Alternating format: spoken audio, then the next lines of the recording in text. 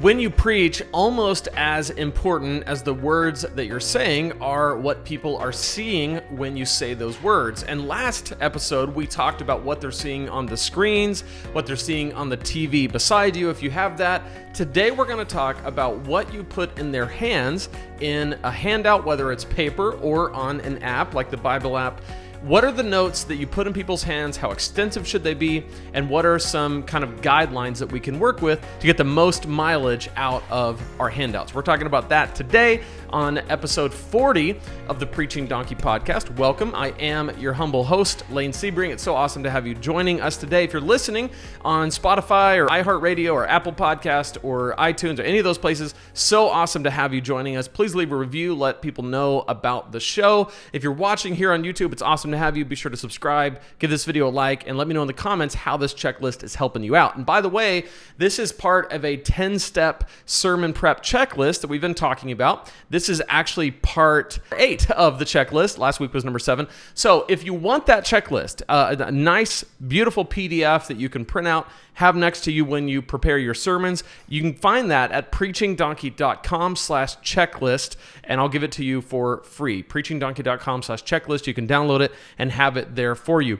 But just to recap, we started with number 1, which was determining our topic, title, and hook. We talked about number 2, we dug into scripture, and if you missed any of these episodes, definitely go back and listen to them because they all build on each other. It's all kind of, we're building the frame of the house and the foundation of the house, and then we start to put the stuff on it to make it a full-blown house, right? Or the full-blown sermon. So number 1, topic, title, hook. Number 2, dig into scripture.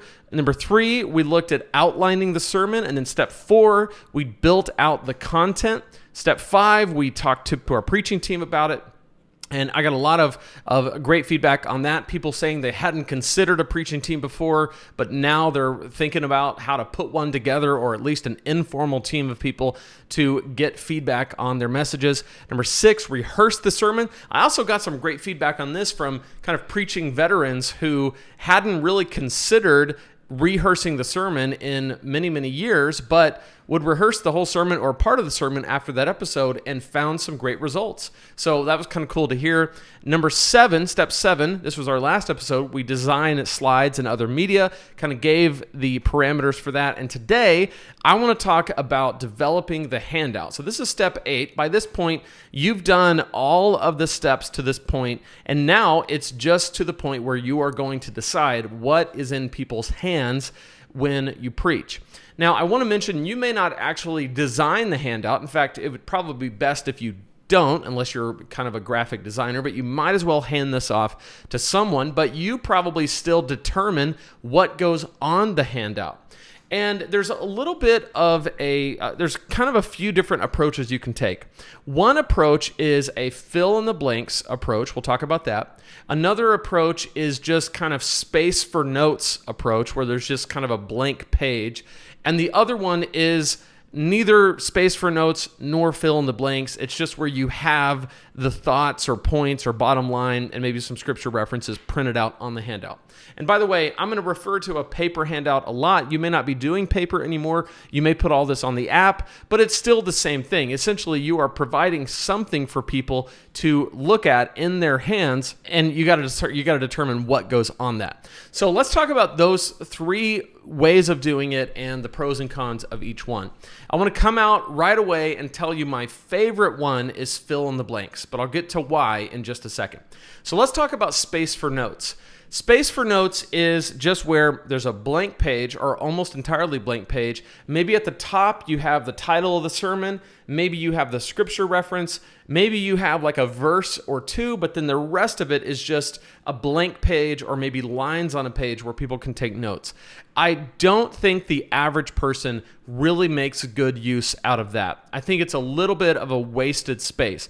For the people who want to just sit there and take notes, they're probably going to have their own notebook. They're probably going to be doing it on their phone in their notes app or in the Bible app or something like that. So you're really not serving those people that well with just space for notes.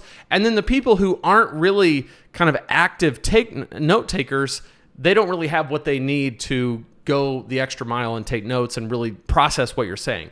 So that's why my least favorite is space for notes. Now, in terms of the next level, where it's kind of a hybrid of these two, where it's not fill in the blanks and it's not space for notes, you just list out all of the points that you're making. I don't love this. It is better than space for notes, but the problem is it removes any sense of anticipation or tension or curiosity that fill in the blanks can create. And we'll get to fill in the blanks in a second. But if you just put the notes on the page, then it just becomes kind of a duplicate of what you're saying, and people can fill it in if they want, but there's no intrigue and there's no kind of they're taking an active part in writing those words in. And by the way, I've done all three of these methods. I've done space for notes, typically when I was just lazy, that week and didn't want to bother with another thing, or I got last minute. Especially in my youth pastor days, that was very common. I've done where I just put the notes on there and I list them out. I went through a phase where I was anti-fill in the blank. I thought, oh, that's stupid. I'm not going to do that. And I've come full circle all the way back to fill in the blank, because when you just put everything on there, I think it takes away the effectiveness of the note-taking process. Now, let's talk about fill in the blanks. The reason why I like fill in the blanks, and I've kind of already said this, is because fill in the blanks keeps the person who's looking at the notes an active participant in the formulation of this content. They're listening to you make points. They're listening to you make your bottom line, give the supporting points, give thoughts and ideas. And as you build out this sermon right in front of them, they're able to build out their notes. And when they write down key words that you left blank, it helps to solidify their active participation in that sermon. I think that's really powerful. So you want to leave words blank that actually matter, and you don't want to have 1,000 blanks. I think for any line, like for any point you're making, 1 or 2 blanks is plenty. That's fine. You don't want to have blank, blank, and blank, blank, blank, blank, right? Where all they're doing is trying to figure out the sentence that you want them to write down. You don't have to do that. And by the way, I know that most people probably in most cases can guess the blanks. That's fine. It's okay if they guess the blanks. That's not the point. The point is they are actively participating in the process. And for the people who want to take more notes, they can, and it's great.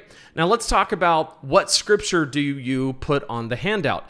Typically what I do and what I suggest is my main text is not on the handout. And that's simply because of a matter of space. There's usually not room. I'm going through 4, 5, 6 verses. Those are going to be displayed on the screen. And I want to encourage people to turn to that verse on their phone or in their Bible. I don't want to just print it. Now, there's nothing wrong with printing it. Totally fine. Again, I've done all of these. I've printed it. I've not printed it. I've done it all.